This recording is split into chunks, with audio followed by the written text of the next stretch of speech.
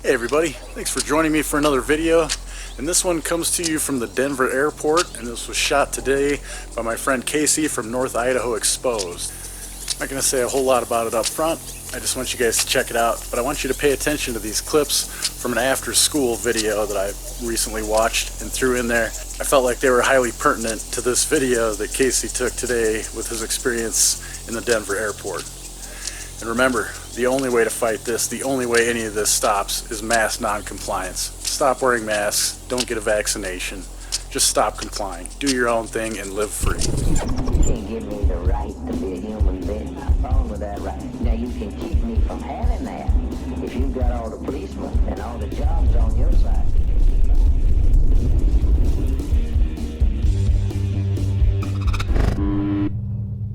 The masses have never thirsted after truth.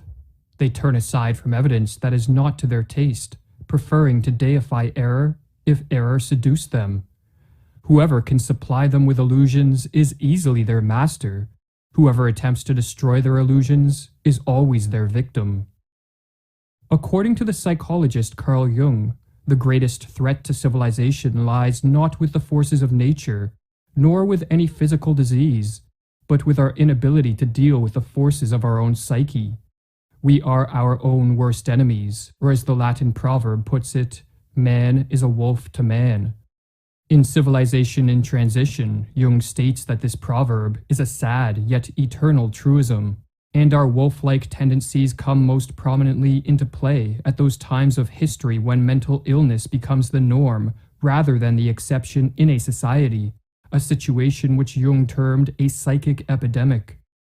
Indeed, it is becoming ever more obvious, he writes, that it is not famine, not earthquakes, not microbes, not cancer, but man himself, who is man's greatest danger to man, for the simple reason that there is no adequate protection against psychic epidemics, which are infinitely more devastating than the worst of natural catastrophes.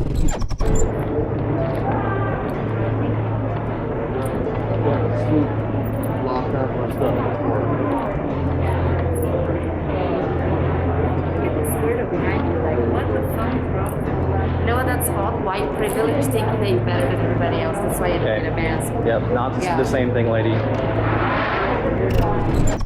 When a mass psychosis occurs, the results are devastating. Jung studied this phenomenon and wrote that the individuals who make up the infected society become morally and spiritually inferior. They sink unconsciously to an inferior intellectual level. They become more unreasonable, irresponsible, emotional, erratic, and unreliable, and worst of all, crimes the individual alone could never stand are freely committed by the group smitten by madness. What makes matters worse is that those suffering from a mass psychosis are unaware of what is occurring. For just as an individual gone mad cannot step out of his mind to observe the errors in his ways, so too there is no Archimedean point from which those living through a mass psychosis can observe their collective madness. But what causes a mass psychosis?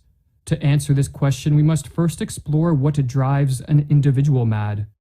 While there are many potential triggers of madness, such as an excessive use of drugs or alcohol, brain injuries, and other illnesses, these physical causes will not concern us here. Our concern is with psychological, or what are called psychogenic triggers, as these are the most common culprits of the mass psychosis. The most prevalent psychogenic cause of a psychosis is a flood of negative emotions, such as fear or anxiety, that drives an individual into a state of panic. When in a state of panic, an individual will naturally seek relief, as it is too mentally and physically draining to subsist in this hyper-emotional state. While escaping from the state of panic can be accomplished through adaptive means, such as facing up to and defeating the fear-generating threat. Yeah, I can't. I'm only asking one FAA guidelines here in the airport. Sure. We're just trying to follow and everything and so forth. I got it. You got I it. appreciate you. Sure. Thank you so much. What was your name? What's your name? My name is Sherry. Sherry? Nice to meet you, Sherry. Nice to meet you. And what was your name? I'm good, thank you. Well, you're in the customer service. We're going to need to help you once you get up on top. Once I get up there, I'll be helped. Thank you, ma'am. Appreciate it.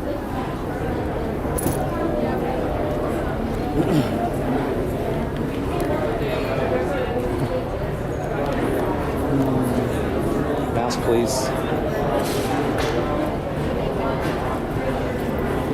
Makes you feel pretty tough, huh? Yeah, I'm sure it does. White privilege, right? I can't understand what you're saying. ROKU, Yeah. right? Yep. Yep. Yeah, keep moving. I mean, Bundy must be a good guy. Real good guy. You're cute.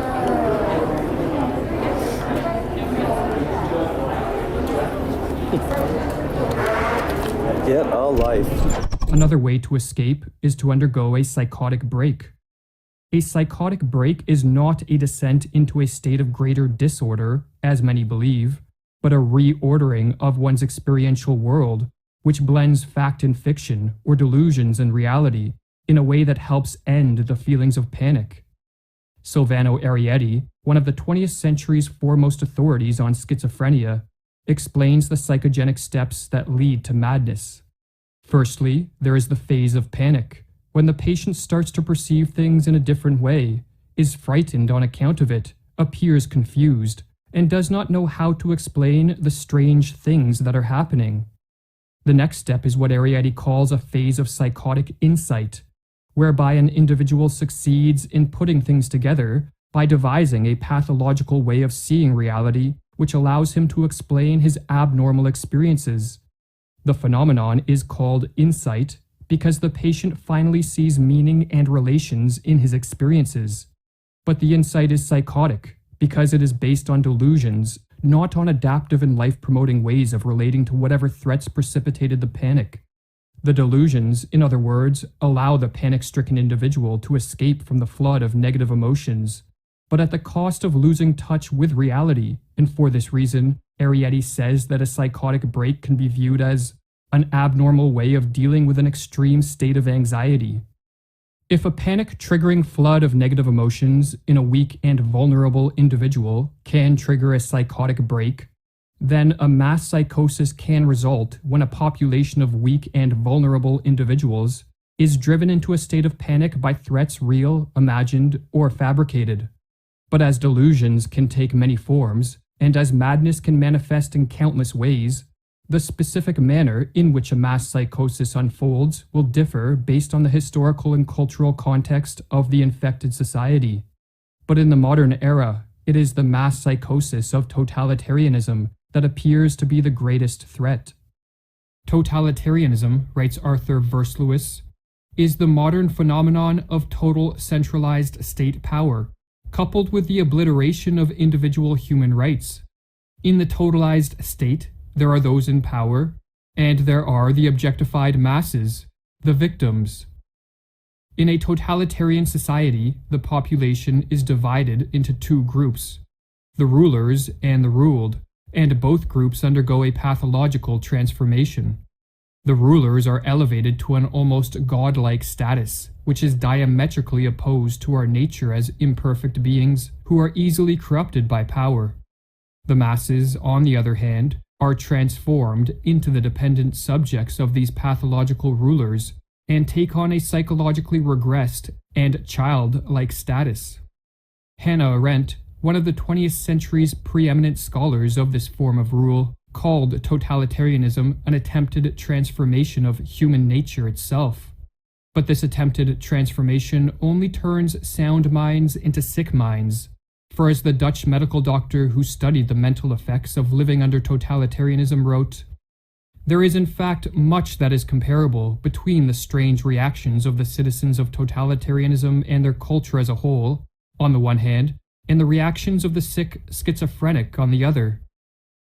The social transformation that unfolds under totalitarianism is built upon and sustained by delusions. For only deluded men and women regress to the childlike status of obedient and submissive subjects, and hand over complete control of their lives to politicians and bureaucrats. Only a deluded ruling class will believe that they possess the knowledge, wisdom, and acumen to completely control society in a top-down manner. And only when under the spell of delusions would anyone believe that a society composed of power-hungry rulers on the one hand, and a psychologically regressed population on the other, will lead to anything other than mass suffering and social ruin.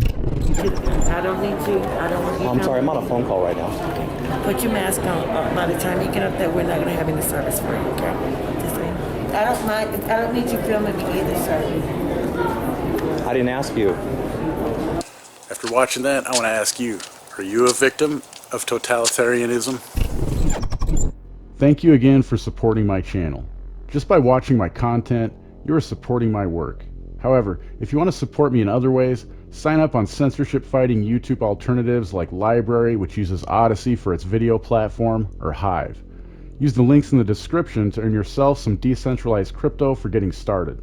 There are non-cryptocurrency platforms as well, but you might as well get something of value in return for your support of your favorite content creators. Links to all of the platforms you can find Questionable Authority on are in the description.